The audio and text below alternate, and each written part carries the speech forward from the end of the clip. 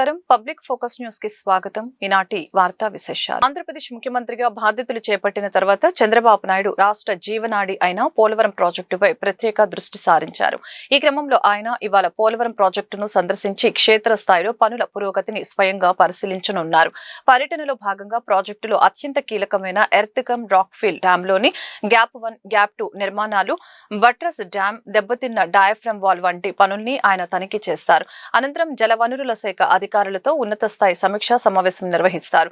Project పనులు, కుడి ఎడమ కాలువల అనుసంధానం వంటి అంశాలపై చర్చించి తదుపరి లక్ష్యాలపై దిశానిర్దేశం చేయనున్నారు. ఈరోజు ఒక్క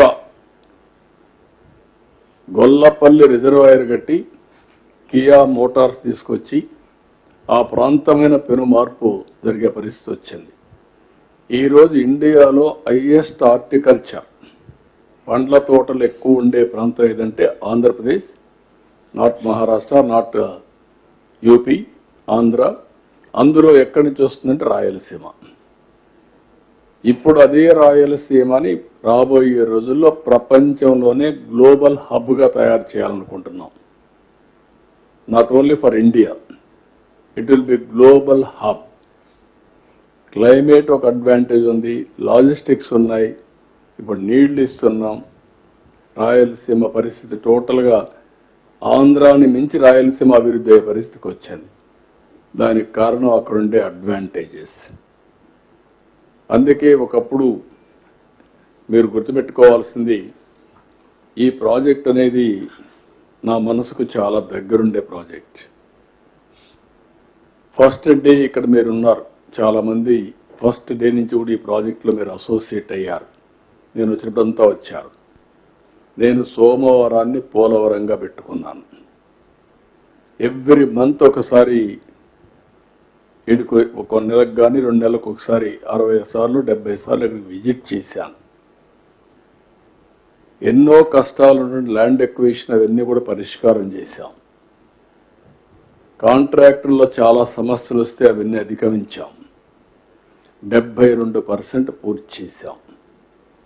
5 ఏళ్లు వీళ్ళు వచ్చేసింది 2% పూర్తి చేశారు. మళ్ళీ పట్టిసీమని మాట్లాడితే పట్టిసీమ అనవసరం, ఎక్కడ నీళ్లు తీసిపోతారని మాట్లాడారు, రాజకీయం చేశారు. పట్టిసీమను కట్టనీయకుండా చేయడానికి విశ్వ ప్రయత్నాలు చేశారు. ఆ రోజు నేను పట్టిసీమను కానీ చేయకుండా ఉండుంటే ఈరోజు రాయలసీమకు అన్ని నీళ్లు ఇచ్చేవాళ్ళం కాదు. రాయలసీమకు అన్ని నీళ్లు ఇవ్వకపోయి ఉంటే రాయలసీమ ఈరోజు ఇంత అభివృద్ధి అయ్యేది కాదు. ఈ సంవత్సరం మీరు ఒక్కసారి చూస్తే నాకు ఒక్కొక్కసారి అనిపిస్తుంది, మీరు అందరూ కూడా చూశారు, నేను ఎంత అటాచ్ చేయాలంటే ఈ ప్రాజెక్టుతో నాకు ఒక జీవితంలో ఒక కోరిక, ఒక ఆశయం, పోలవరం పూర్తిగా. సాక్షి తప్పుడు రాతలపై వేసిన పరువు నష్టం కేసులో విశాఖ 12వ అదనపు జిల్లా న్యాయస్థానంలో క్రాస్ ఎగ్జామినేషన్ కి మంత్రి నారా లోకేష్ నేడు హాజరు కానున్నారు. ఈ కేసులో ఇప్పటికే 2 దఫాలు క్రాస్ ఎగ్జామినేషన్స్ పూర్తి కాగా 3వసారి లోకేష్ హాజరవుతున్నారు. చిన్నబాబు చిరుతిండి 25 లక్షలండి శీర్షికతో 2019 అక్టోబర్ 22న సాక్షి పత్రికలో ఓ కథనం ప్రచురించారు. ఆ వాస్తవాలతో ఉద్దేశపూర్వకంగా తన పరువుకి నష్టం కలిగించే విధంగా ఈ కథనం ప్రచురించారని లోకేష్ తన న్యాయవాదుల ద్వారా సాక్షి పత్రికకి రిజిస్టర్ నోటీస్ పంపించారు. సాక్షి ఎలాంటి సహేతుకమైన సమాధానం ఇవ్వనందున నారా లోకేష్ పరువు నష్టం దావా వేశారు. 2019లో తెలుగుదేశం పార్టీ ఆనాడు ఓడిపోయినప్పుడు కావాలని తప్పుడు వార్తలు రాసి వ్యక్తిగతంగా నన్ను డిఫేమ్ చేయాలని ఆనాడు నా ఫోటో పెట్టి కింద క్యారికేచర్ పెట్టి ఏకంగా నేను విశాఖపట్నానికి వచ్చినప్పుడు 5 సంవత్సరాల్లో లాంజ్లో స్నాక్స్కి సుమారుగా 25 లక్షల రూపాయలు ఖర్చు పెట్టానని ఒక టైటిల్ పెడతాం జరిగింది. చిన్నబాబు చిరుతిండి 25 లక్షలండి అనే టైటిల్తో పక్కన ఫోటో పెట్టి ఏకంగా ఆనాడు ఆర్టికల్ వేశారు. ఆ రోజు నుంచే నేను సాక్ష్యమైన పోరాటం మొదలుపెట్టాను. ఎవరన్నా కానీ మీడియా మిత్రులు కానీ ఎవరన్నా కానీ ఒక ఆర్టికల్ వేసేటప్పుడు ఫ్యాక్ట్స్ అని వెరిఫై చేసుకోవాలి. అవసరమైతే ఎవరిపైన అయితే రాస్తున్నామో వాళ్ళకి ఫోన్ చేసి ఇట్లా వేయబోతున్నాం, మీ అభిప్రాయం ఏంటి, మీ వర్షన్ ఏంటనేది జనరల్గా కనుక్కునే సంస్కృతి ఉంటుంది. కానీ అలాంటిది ఏం చేయకుండా కావాలని నన్ను కించపరిచే విధంగా ఆ ఆర్టికల్ వేసి ఆ రోజు పబ్లిష్ చేస్తాం జరిగింది. దానిపైన నేను సుమారుగా గత 6 సంవత్సరాలుగా నేను పోరాడుతున్నాను. ఇది 7వసారి నేను ఈ కేసు పైన విశాఖపట్నానికి వస్తాం. ఆ రోజు ద వీక్ అని వీక్లీ మ్యాగజైన్ కూడా ఆర్టికల్ వేస్తే నేను వాళ్ళకి నోటీస్ పంపించి ఆధారాలతో సహా, ఎందుకంటే ఏ డేట్స్ అయితే ఆర్టికల్ వేశారో ఆ రోజులు నేను విశాఖపట్నంలో లేదని కూడా నేను నిరూపిస్తాం కూడా జరిగింది. అది తెలుసుకుని వాళ్ళు ఏకంగా రిజైండర్ వేసి క్షమాపణ కూడా కోరటం జరిగింది. నేను గతంలోనే చెప్పాను, 2014 నుంచి 19 కానివ్వండి, ఇప్పుడు కూడా అంటే గడిచిన 18 నెలలు కానివ్వండి, నేను విశాఖపట్నానికి వచ్చినప్పుడు ప్రభుత్వం నుంచి టికెట్ తీసుకోవట్లేదు, ప్రభుత్వ గెస్ట్ హౌస్లో నేను ఉండట్లేదు. నేను సంక్రాంతి రద్దీని దృష్టిలో ఉంచుకొని విజయవాడ వెస్ట్ బైపాస్ లో కాజా నుంచి గొల్లపూడి వరకు ఒకవైపు వాహనాల రాకపోకలకి అనుమతులు ఇవ్వనున్నారు. తాత్కాలిక ఏర్పాటుతో గుంటూరు నుంచి ఏలూరు వైపు వెళ్లే వాహనాలు విజయవాడ మీదుగా వెళ్లకుండా నేరుగా వెళ్లటానికి వీలవుతుంది.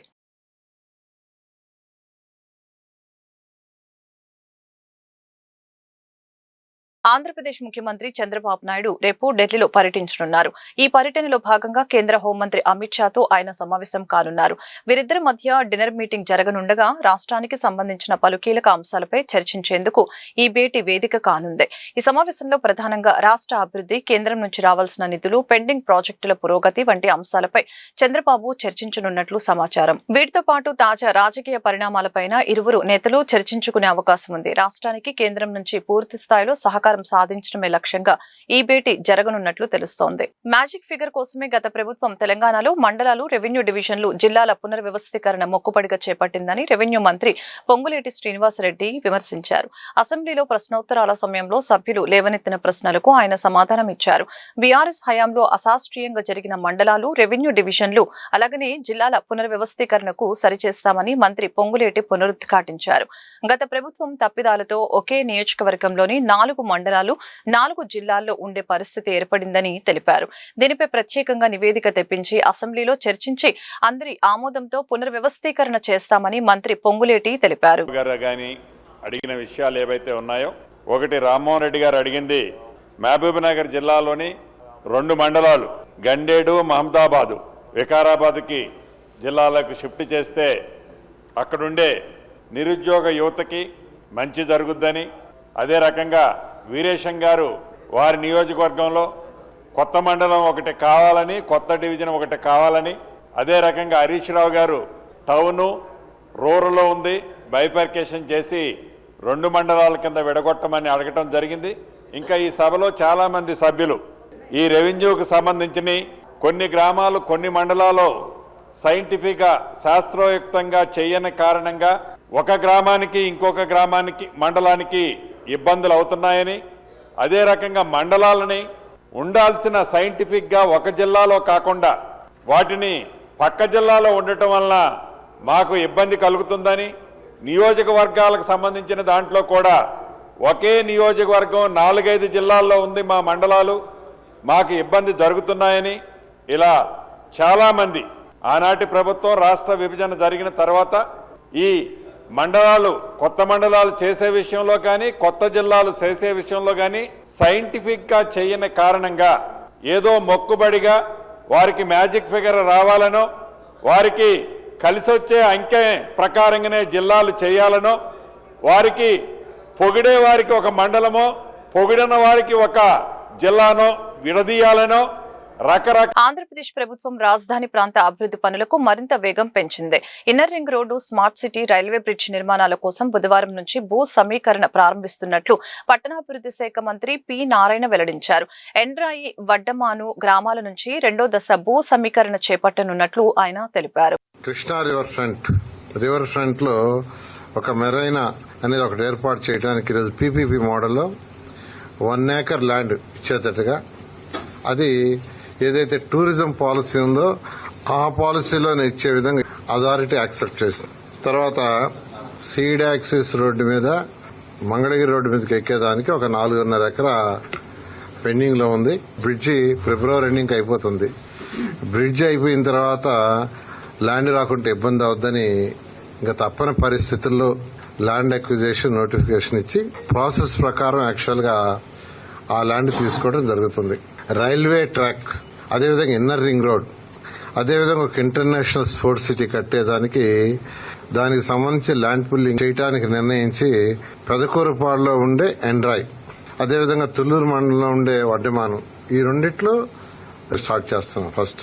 ఆ తర్వాత నెక్స్ట్ ఆల్రెడీ 7 గ్రామాలకి అథారిటీ అండ్ కేబినెట్ అప్రూవ్ ఇచ్చిందో వాటిల్లో తీసుకుని మొత్తం కలిసి 16,666.57 ఎకరాలు ల్యాండ్ పుల్లింగ్ తీసుకుంటున్నాం. దాంట్లో ప్రభుత్వానికి ఫైనల్ గా వచ్చేది ఏంటంటే 2,500 ఎకరాలు ఈ యొక్క స్పోర్ట్స్ సిటీ కట్టడానికి, రైల్వే ట్రాక్ కి, ఇన్నర్ రింగ్ రోడ్ కి ప్లస్ ఇన్ఫ్రాస్ట్రక్చర్ డెవలప్ చేయడానికి మాత్రం ల్యాండ్ మిగులుతుంది. మిగతాది యాక్చువల్ గా ఢిల్లీలోని రామ్లీలా మైదాన్ ప్రాంతంలో మున్సిపల్ అధికారులు చేపట్టిన ఆక్రమణల కూల్చివేతల ప్రక్రియ ఘర్షణలకు దారితీసింది. తుర్కుమాన్ గేట్ వద్ద ఉన్న సయ్యద్ ఫైజు ఎలాహి మసీదు శ్మశాన వాటికకు ఆనుకొని ఉన్న భూమిలో కూల్చివేతలు చేపట్టడాన్ని వ్యతిరేకిస్తూ ఆందోళనకారులు రాళ్లు రువ్వారు. ఈ దాడుల్లో 5 పోలీసులు గాయపడ్డారు. ఢిల్లీ హైకోర్టు ఆదేశాల మేరకు ఢిల్లీ మున్సిపల్ కార్పొరేషన్ అధికారులు కూల్చివేత చర్యలు చేపట్టారు. పార్వతీపురం మన్యం జిల్లా కొమరాడ మండలం గంగరేగుల వలస గ్రామంలో ఏనుగులు హల్చల్ చేశాయి. నిన్న రాత్రి గ్రామంలోకి వచ్చిన ఏనుగులు ధాన్యం బస్తాలను ధ్వంసం చేశాయి. సుమారు 70 బస్తాలను గజరాజులు నాశనం చేశాయని రైతులు లబోదిబోం అంటున్నారు. ఏనుగులు రాకుండా చర్యలు తీసుకోవాలని కోరుతున్నారు.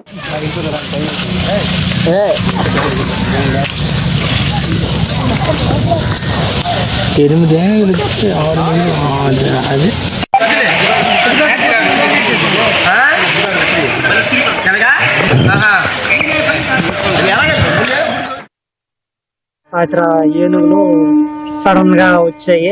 అవి అందులో 70 బ్యాగులు ధాన్యం ఉన్నాయి. సడన్ గా అవి తినేసాయి. ఇప్పుడు మేము ఏటి చేయాలో మాకు అర్థం కావట్లేదు. పంట నష్టపరిహారం ప్రభుత్వం కల్పించాలని మేము ఆశిస్తున్నాం. ఈ పండుగ ముందు మాకు ఇవే అనుకుని నమ్ముకొని ఉన్నాము. మరి దీనికి ఆధారంగా ఏ విధంగా మీరు చేస్తారు మాకు అర్థం అవ్వట్లేదు. అది మా వినపం. ప్రభుత్వ రంగ బ్యాంకుల్ని కాపాడాలంటూ విశాఖపట్నం నుంచి తిరుపతి నగరానికి నిర్వహిస్తున్న సైకిల్ యాత్ర బుధవారం ఉదయం కావలి పట్టణానికి చేరుకుంది. సైకిల్ యాత్ర చేస్తున్న బ్యాంకు ఉద్యోగి రామరాజుకి కావలిలో ఘన స్వాగతం లభించింది. నాడు బ్యాంకుల జాతీయకరణతో గ్రామాల్లో సైతం వివిధ బ్రాంచులు ఏర్పడ్డాయని గుర్తు చేశారు. జాతీయకరణ తర్వాత మాత్రమే వ్యవసాయ రంగానికి ప్రాధాన్యతనిస్తూ రైతులకు రుణాలు లభించాయని వివరించారు. ఈ సందర్భంగా మహిళా ఉద్యోగులు హారతులు ఇచ్చి యాత్ర జయప్రదం కావాలని ఆకాంక్షించారు. కార్యక్రమంలో బ్యాంకు ఉద్యోగుల సంఘ నాయకులు సుమన్, ఉదయ్ సింగ్, దిలీప్ శేఖర్, ప్రత్యూష, ప్రసాద్, విశ్రాంత ఉద్యోగ సంఘ నాయకులు కేవిఎన్ కుమార్, విష్ణు, లోకేష్ తదితరులు పాల్గొన్నారు. వరికుంటపాడు మండలంలోని తోటల చెరువుపల్లి పెన్నాల ఎల్లమ్మ, నంద్యాల ఎల్లమ్మ ఆలయాల్లో అర్ధరాత్రి గుర్తు తెలియని వ్యక్తులు చోరీకి పాల్పడ్డారు. పెన్నాల ఎల్లమ్మ ఆలయంలో అమ్మవారి బంగారు 4 తాలిబొట్లు, 2 కాసులు, 8 గుండ్లు, 2 గొట్టాలు, 2 వెండి చైన్లు, 1 వెండి కన్నుతో పాటు హుండీ నంద్యాల ఎల్లమ్మ ఆలయంలోని హుండీని ఎత్తుకు వెళ్లినట్లు స్థానికులు తెలిపారు. సమాచారం అందుకున్న పోలీసులు ఘటనా స్థలానికి చేరుకొని పరిశీలిస్తున్నారు. ప్రకాశం జిల్లాకు రామాయపట్నం పోర్టు తలమానికంగా మారనుందని జిల్లా కలెక్టర్ పి రాజాబాబు తెలిపారు. మొదటి విడత నిర్మాణ పనులు 80% పూర్తయ్యాయని పేర్కొన్నారు. బుధవారం ఆయన రామాయపట్నం పోర్టును సందర్శించారు. పనులు త్వరగా పూర్తయ్యేలాగా చర్యలు తీసుకోవాలని అధికారుల్ని ఆదేశించారు. ఈ సందర్భంగా ఆయన మాట్లాడుతూ ఈ ఏడాది ఏప్రిల్ నాటికి పోర్టు పనులు పూర్తి చేసి ప్రభుత్వానికి అప్పగించే విధంగా నిర్మాణ సంస్థ పనిచేస్తుందని తెలియజేశారు. ఈ పోర్టు అందుబాటులోకి వస్తే దాని అనుబంధంగా పలు కంపెనీలు రావడంతో ప్రజలకు ఉపాధి అవకాశాలు మెరుగుపడతాయని చెప్పారు. కలెక్టర్ వెంట port special deputy collector Rajasekhar, Navayuga contractor company ప్రతినిధి Narayana, maritime board executive engineer Sivaram, BPCL, Indosol కంపెనీల ప్రతినిధులు, స్థానిక అధికారులు, ప్రజా ప్రతినిధులు పాల్గొన్నారు. వృత్తిని దైవంగా భావిస్తూ సింగరాయకొండ మండలం శానంపూడి జిల్లా పరిషత్ ఉన్నత పాఠశాలలో పిఎస్ హెచ్ఎంగా పనిచేస్తున్న షేక్ ఉజ్మాబాను గడిచిన ఏడాదిలో ఒక్క సెలవు కూడా పెట్టకుండా విధులకు హాజరయ్యారు. నిబంధనల ప్రకారం క్యాలెండర్ ఇయర్లో ప్రభుత్వ ఉద్యోగులకు 15 సాధారణ సెలవులు, 7 స్పెషల్ క్యాజువల్, 5 మహిళా ఉద్యోగుల సెలవులు, 3 ఆప్షనల్ కలిపి మొత్తం 30 సెలవులు వినియోగించుకోవచ్చు. వీటిలో ఒక్కరోజు కూడా సెలవు తీసుకోకుండా విధులు నిర్వహించారు. ఈ సందర్భంగా ఆమెను పిఎస్ హెచ్ఎంల సంఘం ఘనంగా సత్కరించింది. 1 కాదు 2 కాదు ఏకంగా 18 ఎకరాల భూమిని అక్రమార్కులు ఆక్రమించుకుని పంటలు సాగు చేపట్టారు. ఎక్కడో మారుమూల పశ్చిమ ప్రకాశం ప్రాంతంలో ఎవరు చూడని చోట అనుకుంటే పొరపడినట్లే. జిల్లా కేంద్రమైన ఒంగోలు రెవెన్యూ డివిజన్ పరిధిలో పెద్ద ఎత్తున ప్రభుత్వ భూముల ఆక్రమణలపై అధికారులు చూసి చూడనట్లు వ్యవహరిస్తూ ఉండటం గమనార్హం. ఆక్రమణలపై ఉన్నతాధికారులకు ఫిర్యాదులు వెల్లువెత్తడంతో రెవెన్యూ శాఖ అధికార యంత్రాంగం రంగంలోకి దిగి భూముల స్వాధీనానికి అడుగులు వేసింది. తీర ప్రాంత అడవుల రక్షణ, ఆక్రమణల నిరోధానికి అత్యంత ప్రాధాన్యతనిస్తూ great green wall of AP సహా 50% గ్రీన్ కవర్ ప్రాజెక్టులను యుద్ధ ప్రాతిపదికన ముందుకు తీసుకువెళ్లాలని ఉప ముఖ్యమంత్రి పవన్ కళ్యాణ్ ఆదేశించారు. జనవరి నెలాఖరులోపు అందుకు సంబంధించిన రూట్ మ్యాప్ సిద్ధం చేయాలని తెలిపారు. అటవీ శాఖ ఉన్నతాధికారులతో సమీక్షించిన Pawan great green wall of AP 50% green cover ప్రాజెక్టుల పురోగతిపై చర్చించారు. తీర ప్రాంత వెంబడి ఉన్న మొక్కలకు భద్రత కల్పించడం, అటవీ భూముల ఆక్రమణలకి గురికాకుండా చూసే బాధ్యతను తీర ప్రాంత నివాసిత సమాజాలకు అప్పగించాలని డిప్యూటీ సీఎం ఆదేశించారు. రాష్ట్రాన్ని 50% పచ్చదనంతో నింపటం సీఎం తనకు ఇచ్చిన వ్యక్తిగతంగా నిర్దేశించిన లక్ష్యాల్లో ఒకటని, ఈ ప్రాజెక్టును ప్రతిష్టాత్మకంగా ముందుకు తీసుకువెళ్లాలని కోరారు. అనుబంధంగా ఉండే అన్ని ప్రభుత్వ శాఖలతో ఒక టాస్క్ ఫోర్స్ ఏర్పాటు చేసి ప్రాజెక్టులను పరిగెత్తించాలని నిర్దేశించారు. తీర ప్రాంతం మొత్తాన్ని 5 కిలోమీటర్ల వెడల్పు పచ్చదనంతో నింపేయాలని, ఆ పరిధిలో మడ, సరుగుడు, తాటి చెట్లతో నింపేసి తుఫానుల నుంచి తీర ప్రాంతానికి, తీర ప్రాంతం వెంబడి ఉన్న ఆవాసాలకు రక్షణ కల్పించాలని ఆదేశించారు. గ్రేట్ గ్రీన్ వాల్ ప్రాజెక్టును 3 దశల్లో ముందుకు తీసుకువెళ్లాలని అధికారులను ఉప ముఖ్యమంత్రి ఆదేశించారు. ఏపీ రాజధాని అమరావతి కోసం 2వ విడత ల్యాండ్ పూలింగ్ ప్రారంభంలో గందరగోళం ఏర్పడింది. వడ్లమాను వద్ద జరిగిన గ్రామ సభలో మంత్రి నారాయణను పలువురు రైతులు నిలదీశారు. మాకు నమ్మకం లేక కాదు, భవిష్యత్తులో ప్రభుత్వం మారితే పరిస్థితి ఏంటి అని ప్రశ్నించారు. గవర్నమెంట్ ఇచ్చే హామీని అగ్రిమెంట్ లో పెట్టాలని డిమాండ్ చేశారు. 3 ఏళ్లలో అభివృద్ధి చేయకపోతే పరిహారం చెల్లిస్తామని స్పష్టమైన హామీ ఇవ్వాలని తెలిపారు.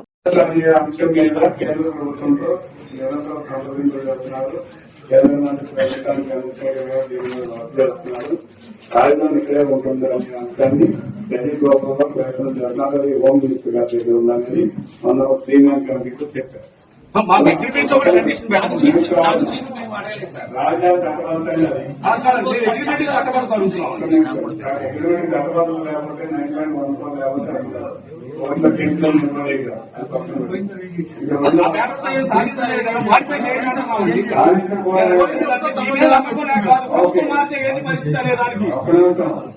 నీకు ప్రభుత్వం మారుతాం అనే పాయింట్ అనేది పక్కన పెడితే నాట్ అనే దానికి సమాధానం ఉండాలి. మంత్రి గారు పూర్తిగా వినండి, మీరు అడిగినట్టు సవాల్ చేస్తాను. ఆ ల్యాండ్ పోలింగ్ జరిగిన రోజుల్లో అభివృద్ధికి సంబంధించి ఇది సంవత్సరాలు పెట్టింది. ఈ సంబంధించి కొత్త ప్రాజెక్ట్స్ వచ్చినాయి కాబట్టి ఈ ప్రాజెక్టుకు సంబంధించి ఈ భూమి సేకరణ తీసుకున్న సందర్భంలో 3 సంవత్సరాల కంటే లోపే అభివృద్ధి చేసి చూపిస్తాం అనేది ఖచ్చితం. మీరు హామీ ఇస్తున్నారని మేము అంటే అగ్రిమెంట్ లో పెట్టమంటున్నాం. అది దాంట్లో తప్పే ఉంది అంటున్నాం.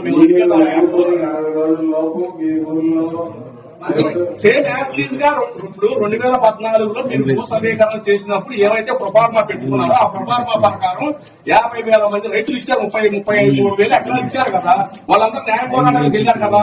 వాళ్ళు అభివృద్ధి చేయగలిగారా? ఆ రోజు ప్రభుత్వం మెడలోంచి అభివృద్ధి చేయించుకోగలిగారా? పండితులతో ప్రోగ్రెస్ చేయించుకోగలిగారా? అలా చేయించుకోగలిగేటటువంటి చట్టం ఉండాలంటున్నాను నేను ఈ డౌట్ ఏంటంటే ఆయన 3 రాజధానులు పాట పెట్టి ఇక్కడ నుంచి రాజధాని తీసేస్తే ఇప్పుడు వచ్చే అభివృద్ధి నా మాట రాజధాని ఎక్కడ ఉంటుంది మాట్లాడి కేంద్ర ప్రభుత్వం చేస్తున్నట్టు ఏం కావాలి. అభివృద్ధి కార్యక్రమం గురించి దాని గురించి అభివృద్ధి కార్యక్రమం గురించి 3 సంవత్సరాల లోపల అభివృద్ధి చేసి ఇవ్వలేకపోతే ఈ సారీ 3 సంవత్సరాల లోపు అభివృద్ధి చేస్తామని నేను కూడా రిక్వెస్ట్ చేస్తాను. ఇది కూడా నాకు హామీ ఇవ్వండి. కండిషన్స్ యాక్సెప్ట్ అయితేనే కదా.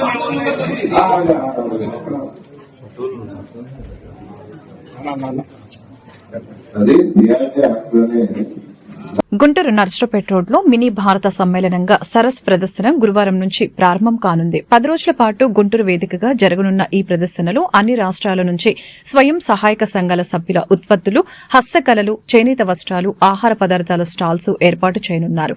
బుధవారం ఈ ప్రాంగణాన్ని మంత్రి కొండపల్లి శ్రీనివాస్, కలెక్టర్ తమీం అన్సారియా, కమిషనర్ పులి శ్రీనివాసులు సందర్శించారు.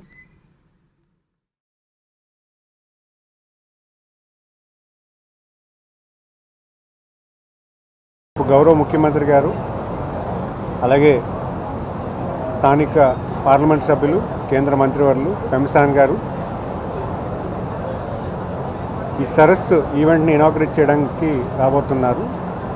అంటే ఈవెంట్ సరస్ అనే ఈవెంట్ జనరల్గా ఆల్ ఇండియా డ్వాక్రా బజార్. ఇది ముఖ్యంగా మన గ్రామీణ మహిళలు ఎవరైతే ఉన్నారో, ఎస్హెచ్జి ఉమెన్ ఎవరైతే ఉన్నారో, డ్వాక్రా ఉమెన్ ఆడవాళ్ళు ఎవరైతే ఉన్నారో వాళ్ళు చేసుకున్నటువంటి ప్రొడ్యూస్ అంతా కూడా, అంటే ఏ ప్రొడ్యూస్ అయినా అవ్వచ్చు, వాళ్ళు అనేకమైనటువంటి మైక్రో ఇండస్ట్రీస్ మన రాష్ట్రంలోనే అలాగే ఇతర రాష్ట్రాల్లో ఎస్హెచ్జి ఉమెన్ కలిసి చేస్తామన్న విషయం మనందరికీ తెలిసిందే. ఆ ప్రొడ్యూస్ అంతా కూడా ఈ ఆల్ ఇండియా డ్వాక్రా బజార్ సరస్ ఏదైతే ఈవెంట్ ఉందో ఆ ప్రదేశానికి వెళ్ళి అక్కడున్నటువంటి స్థానిక ప్రజానికానికి అమ్మడానికి ప్రయత్నం చేస్తారు. ఈ ఈవెంట్ వాళ్ళకు మంచి అవకాశం. ఎందుకంటే వాళ్ళ ప్రొడ్యూస్ అంతా కూడా అంటే ఇక్కడ అమ్ముకోవడానికి, అలాగే ఆ ప్రొడ్యూస్ అంతా కూడా ఇతర రాష్ట్రాల నుంచి వచ్చిన ప్రొడ్యూస్ కానీ మన మహిళలు, గ్రామీణ మహిళలు ఎవరైతే ఉన్నారో వాళ్ళు చేసినటువంటి ఆర్ట్ వర్క్ కానీ ప్రొడ్యూస్ కానీ ఇక్కడ ఉన్నటువంటి మన ప్రజానికానికి తెలియజేయడానికి ఒక అవకాశం ఉంటుంది. ఈ సంవత్సరంలో ఇది 3వ సరస్సు ఈవెంటు. మొదటిగా విజయనగరంలో చేయడం జరిగింది. ఒక గ్రాండ్ సక్సెస్ అయింది. సుమారు 10 రోజుల కాలంలోనే మహిళలు 12 కోట్ల టర్నోవర్ చేసి వాళ్ళ ప్రొడ్యూస్ అంతా కూడా లోకల్గా ఉన్నటువంటి ప్రజానికానికి అందించేలా చేయడం జరిగింది. మరి అలాగే విశాఖపట్నంలో మన డిసెంబర్ 12 నుంచి 25 తారీఖు వరకు చేయడం జరిగింది. అక్కడ కూడా ఒక గ్రాండ్ సక్సెస్ అయిందని చెప్పాలి. ఎందుకంటే కేవలం 12-13 రోజుల్లోనే 20 కోట్లు పైబడి వాళ్ళ మహిళలందరూ కూడా టర్నోవర్ చేయడం జరిగింది. అంటే ఎందుకు చెప్తున్నారంటే వాళ్ళ ప్రొడ్యూస్ అంతా కూడా చాలా లోకలైజ్డ్ రూరల్ ప్రాంతంలో మనకి నగరాల్లో అందుబాటులో లేనటువంటి ప్రొడ్యూస్ అదంతా కూడా ఏ షాప్కి వెళ్ళినా కూడా మీకు అందరికి దొరకపోవచ్చు. ఆ ప్రొడ్యూస్ అంతా కూడా వాళ్ళు చేస్తున్నటువంటి చిన్న ఆర్ట్ వర్క్ అవ్వచ్చు కానీ, టెక్స్టైల్ అవ్వచ్చు కానీ, లేకపోతే ఈటబుల్స్ అవ్వచ్చు కానీ, లేకపోతే అగ్రికల్చర్ ప్రొడ్యూస్ అవ్వచ్చు కానీ, ఇవన్నీ కూడా గ్రామీణ ప్రాంతంలో మోర్ ఆర్గానిక్ వేలో తయారు చేసినటువంటి వస్తువులన్నీ కూడా. మిర్చి ధరల విషయంలో గతేడాది రైతులు తీవ్ర ఇబ్బందులు ఎదుర్కొన్న నేపథ్యంలో ఈసారి అలాంటి పరిస్థితులు పునరావృతం కాకుండా ముందస్తు చర్యలు తీసుకోవడానికి సమీక్ష సమావేశం నిర్వహించామని రాష్ట్ర వ్యవసాయ శాఖ మంత్రి కింజారపు అచ్చెన్నాయుడు తెలిపారు. గుంటూరులోని వ్యవసాయ మార్కెటింగ్ కార్యాలయంలో మిర్చి ధరలపై నిర్వహించిన సమావేశంలో మంత్రి మాట్లాడారు. ఈ ఏడాది మిర్చి ధరలు ఆశాజనకంగా ఉన్నాయని చెప్పారు. గత ఏడాది ధరలు అధికంగా ఉండటంతో రైతులు విపరీతమైన మిర్చి సాగు చేశారని, దాని ప్రభావంతో మార్కెట్లో సమస్యలు ఏర్పడ్డాయని వివరించారు. ఎంత విస్తీర్ణంలో మిర్చి సాగు చేస్తే ధరలు నిలకడగా ఉంటాయో రైతులకి అవగాహన కల్పించాలని ముఖ్యమంత్రి స్పష్టంగా సూచించారని మంత్రి తెలియజేశారు. గత ఏడాది 1.96 లక్షల హెక్టార్లలో పండించడం జరిగిందని, ఈ ఏడాది 1.6 లక్షల హెక్టార్లలో పండించడం జరిగిందని తెలిపారు. డిసెంబర్ నుంచి జాన్ వరకు పంట మార్కెట్కు వస్తుందని తెలిపారు. 13.88 లక్షల మెట్రిక్ టన్నుల నిల్వ సామర్థ్యం ఉందని తెలిపారు. గత ఏడాది 6.62 లక్షల మెట్రిక్ టన్నుల ఉత్పాదకత ఉండగా ఈ ఏడాది 5.39 లక్షల మెట్రిక్ టన్నుల ఉత్పాదకత ఉందని చెప్పారు. సీజన్లో 45,000 నుండి 55,000 బస్తాలు మొత్తంగా 1,00,000 బస్తాలు వస్తాయని తెలిపారు. తేజ రకం మినహా మిగిలిన రకాలకు ధరలు ఆశాజనకంగా ఉందని చెప్పారు. సమస్యలు వచ్చాయో ఆ సమస్యలన్నీ పరిష్కరించాలి, ముందుగుండే అప్రమత్తంగా ఉండాలనే ఉద్దేశంతోనే ఈరోజు ప్రత్యేకమైనటువంటి సమావేశం పెట్టాం. ఈ సమావేశం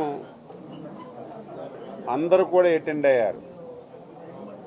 ఎవరైతే రైతులు ఉన్నారో రైతులు, ఎవరైతే పర్చేజ్ చేస్తారో ఏజెంట్లు, ఎవరైతే కమిషన్ ఏజెంట్లు, ట్రాన్స్పోర్ట్ వాళ్ళు, ఎక్స్పోర్ట్ వాళ్ళు అందరూ కూడా అటెండ్ అయ్యారు. వాళ్ళందరి అభిప్రాయాలు తీసుకున్నాం. అయితే ఈసారి మిర్చి రేట్లన్నీ కూడా చాలా చాలా ఆశాజనకంగా ఉన్నాయి. దీనికి 2 కారణాలు. ఒకటి, గత సంవత్సరం విపరీతంగా మిర్చి పండించారు. మన దగ్గర ఒక అలవాటు ఏంటంటే, ఒక సంవత్సరం ఒక పంటకి రేటు బాగా వస్తే అందరూ అదే పంట మీదకి వచ్చి క్రైసిస్లన్నీ కొని తెచ్చుకుంటున్నారు. ఈసారి ప్రభుత్వం, ముఖ్యమంత్రి గారు దీన్ని స్ట్రీమ్లైన్ చేయాలి. ఎంత పంట వేస్తే ధరలు బాగుంటాయి, ఏ పంట వేస్తే ధరలు బాగుంటాయి, ముందుగుండే రాష్ట్రాన్ని క్లస్టర్లుగా చేసి పంటలు వేసే విధానాన్ని ఫస్ట్ టైం మనం తీసుకొచ్చాం. గత సంవత్సరం అనుభవాలను దృష్టిలో పెట్టుకొని మిర్చి పంటను తగ్గించి ఆల్టర్నేటివ్ క్రాప్ని పెంచాలని చెప్పి డిపార్ట్మెంటు రైతులకి అవగాహన కల్పించడం వల్ల మనకి ఈ సంవత్సరం, గత సంవత్సరం 1,96,000 హెక్టార్లలో పండించినటువంటి మిర్చి పంట ఈ సంవత్సరం 1,06,000 మెట్రిక్ టన్నులకి తగ్గింది. అయితే గత సంవత్సరం ఏదైతే మిర్చి పండించారో ఆ రైతులందరూ కూడా కొంతమంది పత్తి ఆల్టర్నేటివ్గా ఎంచుకున్నారు, చాలామంది మొక్కజొన్న ఆల్టర్నేటివ్గా ఎంచుకోవడం వల్ల మనకి ఈరోజు మిర్చి పంట తగ్గింది. ఇప్పటికే రేట్లన్నీ చూస్తే ఈ వార్తలు ఇంతటితో సమాప్తం. మరొక బులెటిన్లో మళ్ళీ కలుద్దాం. నమస్కారం.